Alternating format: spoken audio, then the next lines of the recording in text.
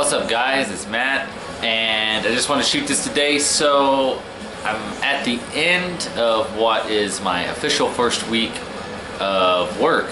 Nothing really super respiratory specific this week. It was Monday was my new hospital orientation, so basically all new hires, and then Tuesday is what was clinical orientation. So Monday had everyone who was a new hire to the hospital, administrative, clerical, clinical, it didn't matter. And then so Tuesday was just nurses, PCTs, PTAs, RTs, that kind of stuff. So Monday was mostly kind of your front of house type stuff and kind of the common sense things. Pretty much any new hire at any new job, while it may not be a big all-day presentation kind of thing at any other job, it's the common sense stuff. It's your helping people find things, don't sexually harass people. We had infection control come in and talk to us, benefits people come in and talk to us, so pretty standard stuff. And so our manager came in to talk to us. They tried to invite the directors or managers to come in at the lunchtime that they catered to have lunch with us. And so there was a total of 6 RTs, including myself, there, me and 2 classmates that I graduated with, and then 3 others. So at lunch we got to sit and have lunch with our manager and kind of talk, and just small talk, schedule talk, that kind of thing. It was nice.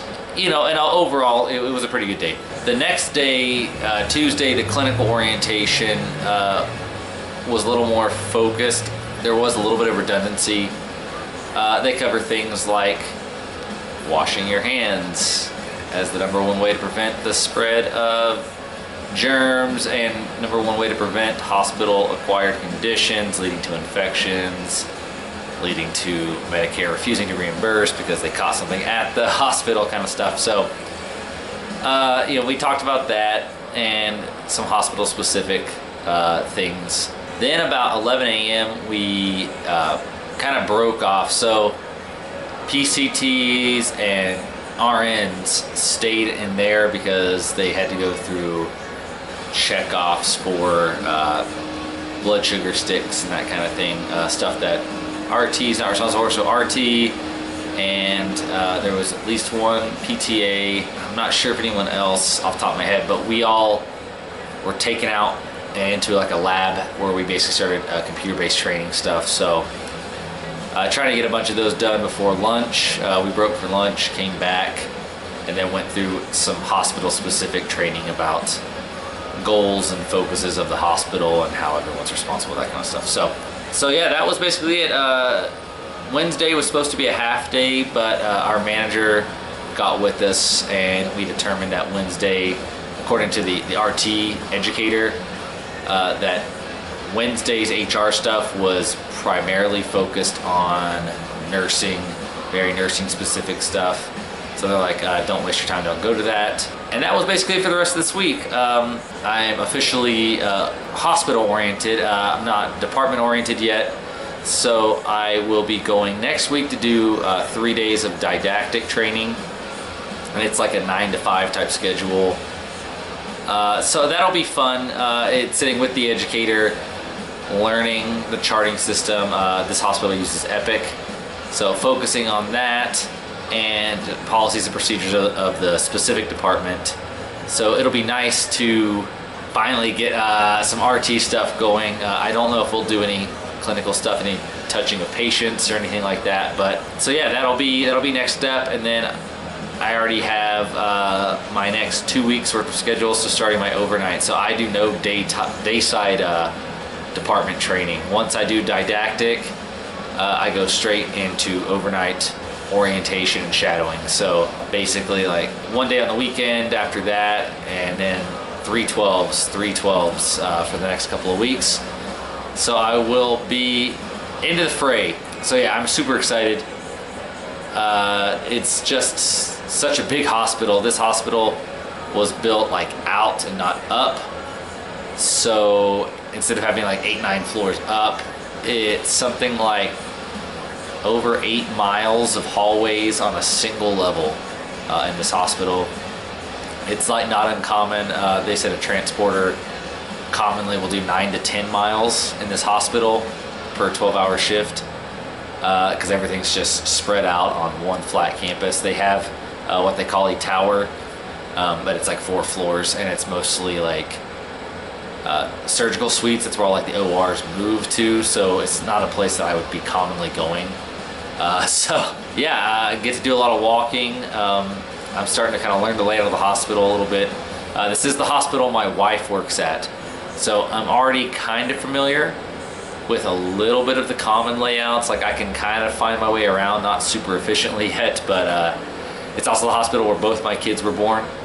So there's certain entrances I'm more comfortable with than others. Certain hallways I'm more comfortable with than others right now. I'm sure once I start working and walking around more, it'll be easy. And then they're doing some construction inside the hospital too.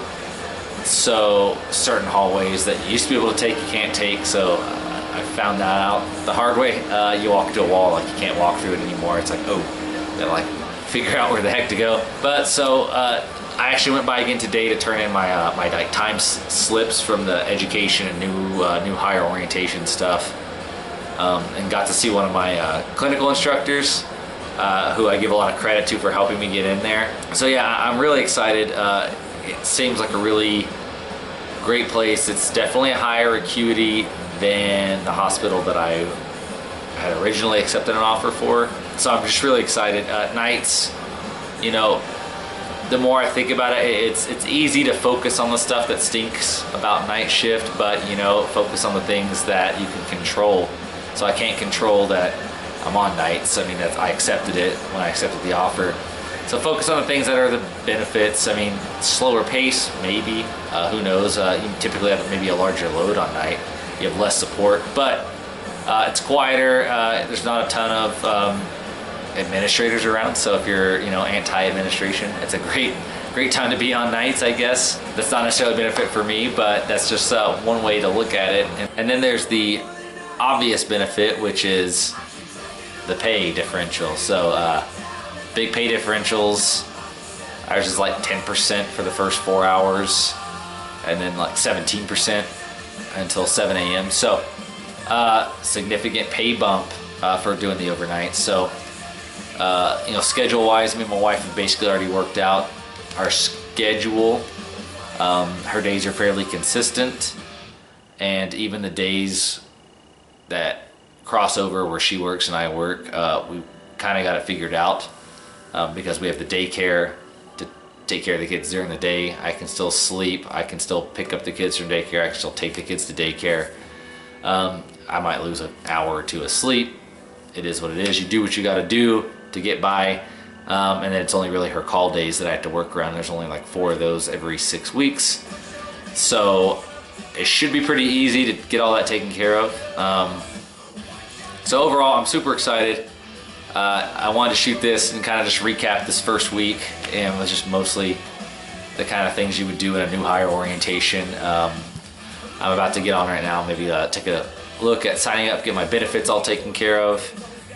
I do still have some CBTs, which are computer-based trainings, to knock out. And there was a lot of discussion just between my wife and I spoke to the manager about it today when I turned in.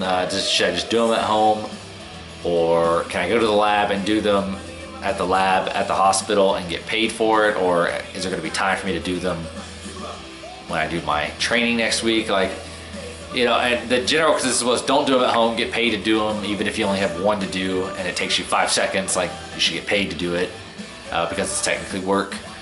So I'm inclined to agree with them, and so I'll probably just knock out the like last 8 or so that I have, which are pretty much just read a policy and check that you agree with the policy and understand it. So anyways, guys, just wanted to shoot that today. Nothing else that I can think of right now. I would like to go back. I had dug out some of my old notes from school, kind of filtered through a bunch of stuff, like what I thought was still kind of important, or things that are worth refreshing on, and things that are like, yeah, you had to know this for school, but will never use it clinically.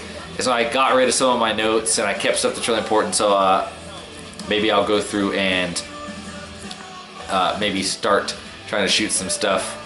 Because I don't want to leave my student respiratory therapist behind.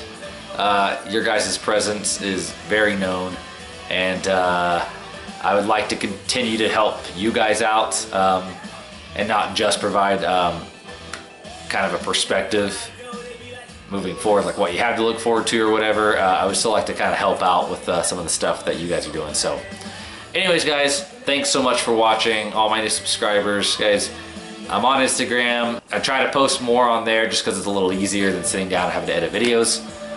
So I've been trying to tick up some stuff over there. So I have a link if you're on the desktop on my channel homepage, but if not, it's just search my username Dr. Brobotnik using zeros instead of the letter O to find me, and you'll be able to find me on there. So anyways, guys, thanks so much for watching. Of course, like, comment, subscribe, let me know what you think, and if you have any suggestions, anything you'd like me to do a video on or just comment on, don't hesitate to ask me. Anyways, guys, take care, have a great day.